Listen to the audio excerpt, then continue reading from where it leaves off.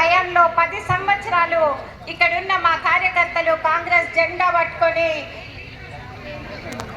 సైనికుల్లాగా కొట్లాడడం జరిగింది. వాళ్ళందరికీ కూడా మీరు చేయూతనివ్వాలి, వాళ్ళకు అండగా నిలబడాలి అని చెప్పేసి ఈ సందర్భంగా నేను విజ్ఞప్తి చేస్తున్నాను. అలాగే రేవంత్ రెడ్డి గారు పిసిసి ప్రెసిడెంట్ అయిన తర్వాత మొట్టమొదటి సభ మనం ఇంద్రవెల్లిలో 1,00,000 మందికి పైగా మరొకసారి వేడుకుంటున్నాను. జై కాంగ్రెస్. సభను ఉద్దేశించి ప్రేమ్ సాగర్ రావు గారు మంచిర్యాల ఎమ్మెల్యే మాట్లాడతారు.